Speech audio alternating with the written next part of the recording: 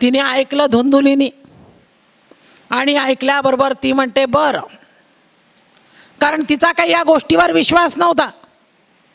संतांनी दिलेल्या फळांनी पुत्रप्राप्ती होईल यावर तिचा विश्वास नव्हता. तिने ते फळ घेतलं.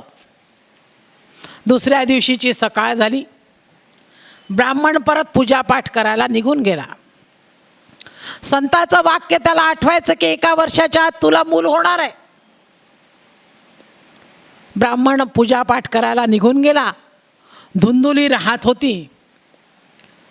दुपारच्या वेळेस धुंदुली आपल्या घरातून निघाली आणि त्याच गावामध्ये धुंदुलीची बहीण राहत होती. धुंदुली आपल्या बहिणीकडे आली आणि आपल्या बहिणीला म्हणते, बाई, आमचे हे गेले होते आत्महत्या करायला. त्यांना कोण म्हणे महात्मा भेटले आणि त्या महात्म्यांनी सांगितलं म्हणे की हे फळ खायला दे, वर्षाच्या आत तुझ्या घरी पाळणा आलेलं.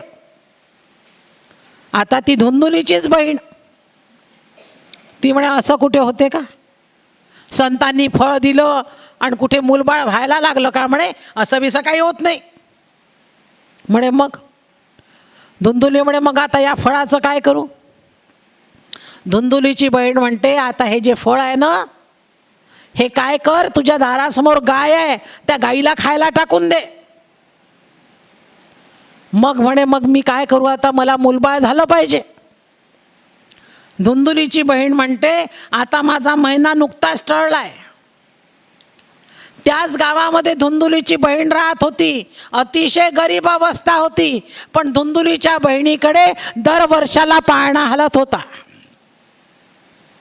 ही धुंदुलीची बहीण काय म्हणते, मला आता नुकता महिना टळलाय, आता मला मुलगा होईल असं वाटते. तू फक्त गर्भवती असल्याचं नाटक कर, पोटावर एकावर एक घड्या बांध, गर्भवती असल्याचं नाटक कर, मी माझा मुलगा चुपचाप तुला आणून देते, तो तुझा मुलगा समज आणि आनंदाने राहा. धुंदुली म्हणे बरं झालं, बरंच झालं, आयतं लेकरू मिळून राहिलं. धुंदुली म्हणे अगं मी असं ऐकलंय की बायकांचा पुनर्जन्म म्हणजे प्रसूती आहे, कोणी बायका मरूनही जातात. बरं झालं म्हणे, तू मला मूल द्यायला तयार आहे का? बरंच झालं, मी घ्यायला तयार आहे.